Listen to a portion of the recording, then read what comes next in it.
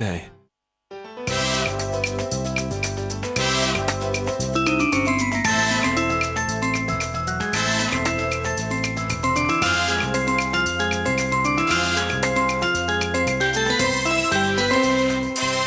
On today's show, it was the end of the X Factor for Hope on Saturday night, but they promise we haven't seen the last of them. The girls are with me live this morning.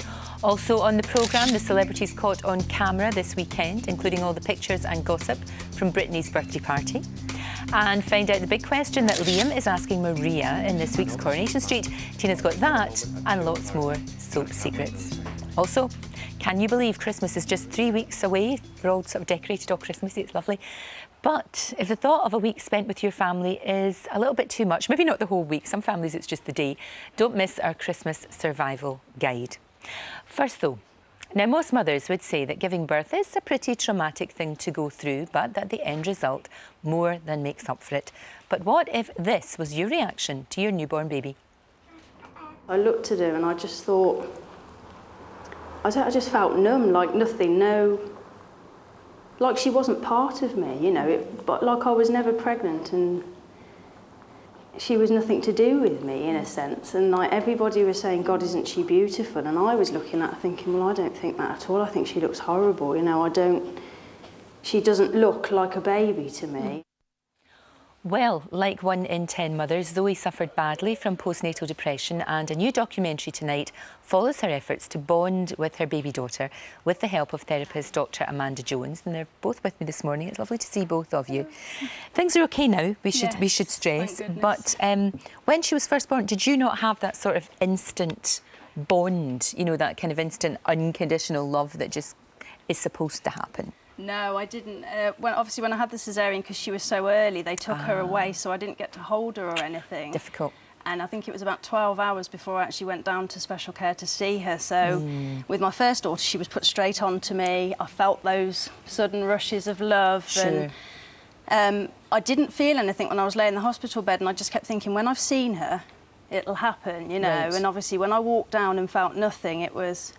oh, my goodness, That must have been really frightening, actually. It was terrifying because I knew I felt differently. As soon as they took me up to the ward, I knew I didn't feel quite right. And I just kept thinking, once I've seen her, I'll be fine. Or even perhaps if I don't feel it and I hold her, it might all click into place and feel normal. It didn't. No. It really didn't No. it? I mean, you couldn't even pick it up. No. You just didn't want to pick it up when she was little? No. I mean, she was so sort of skinny as well that I was frightened. Right. But it was almost like she repulsed me in a sense. You know, I didn't want to be near her. Strange, isn't it? Yeah. I mean, like her first bath in hospital, I sort of said to my partner, oh, you do it, you know, it'd be nice for you to do it, sort of pretending that I was letting him get involved, but it was really because I didn't want to. The idea of having to do it just sort of filled me with dread. And it must have been, you've got all these feelings of like that, and of course, because you've had another baby before, you know how it should be. So that's very, very difficult.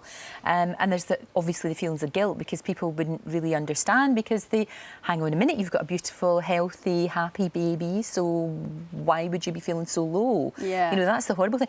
Babies pick up on it, don't they? Because she kind of, like, you avoided eye contact with her, and she picked up on it as well. I mean, obviously, when you normally have a newborn baby, you spend a lot of time cuddling them and interacting with them. Right. And when I had Izzy, obviously I didn't want to play, to interact with her, and she picked up on that, so she wouldn't look at me because I wasn't giving her those positive, comforting feelings, I suppose. So it's difficult, isn't it? It was very, very, awful. very difficult. And Amanda, I know you've spent a year working together.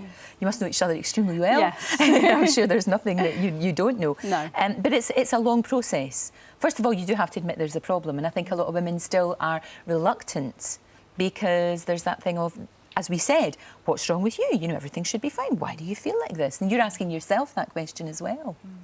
I think it's incredibly brave of Zoe and Sophie, who in the documentaries, to come forward, because it's such a taboo subject to talk about, and I think that so many mothers and fathers, not just mothers, suffer during this time, which, as you say, people are meant to be feeling fantastic. Yes. But the pressure of that, the kind of myth that you should feel so wonderful, I think is not helpful for mothers, because, you know, generally across the population, you've got 10 to 15% of women generally at child rearing age are depressed, not just postnatally, but they're depressed, or they've got other sorts of mental health issues or emotional problems. So, of course, then to have to look after a newborn baby, it's very difficult. Very difficult. How did you get to the bottom of it? I mean, there's no one reason why somebody would get postnatal depression. It's obviously there's a lot of different reasons, and a lot of different. It might be different at different times in your life, I guess. But working together, how did you manage to overcome this and to get that relationship back? Well, the approach that I use is to work with the mother and the baby together, and that's because really what you're treating here is a relationship. It's a relationship problem, and so by having Izzy in the room with us, I could see straight away what the problems were going to look like, because Zoe put Izzy down on the ground. She didn't want to touch her. I didn't We even went for the whole, pretend for Amanda's sake that Yeah. we were at home. I did, you know, in Okay. front of family, but in front of Amanda, I just, you know, I don't want to pick her up, put her down, and Right. At least, ignored but you could be honest. That's the thing. Yeah. It must have been. It must have been such a relief Horrendous to be able to relief. say to somebody, "I actually feel like this. I feel terrible about Yeah. feeling like this, but help." Yeah. You know, that must have been. At least that's a breakthrough, then, isn't it? It's all because it's very easy to be aware of how you feel, but to know how to deal with it Sure. was really difficult. And I was just so lucky to have come across and had this therapy, because I don't know where I'd be without it. I really don't. And how are things with you and your baby now? Oh, I love her. Because she's absolutely, Yeah, look at that wee she's face. gorgeous. She's absolutely beautiful, Izzy. She Into really is. everything, because she's nearly 19 months now, so Right. she's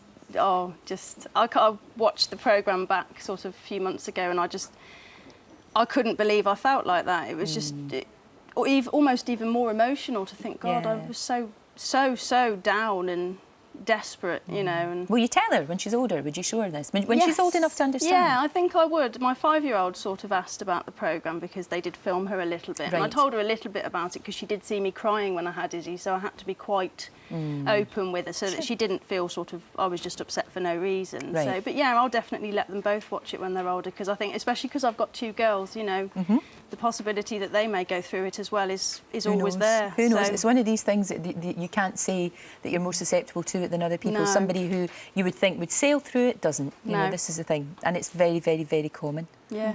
Thank you both very much. you. Great to You're see you. welcome. I'm so glad it's worked out for you. She is Oh, absolutely me. gorgeous, beautiful. Lots of help and advice, as you would expect, on the website about postnatal depression. And we want to hear your stories as well. So let us know if you've been affected, like Zoe, gm.tv, as always. Now, X Factor. There are just 4 acts left after Simon's group Hope sang for the last time on Saturday. Need some love.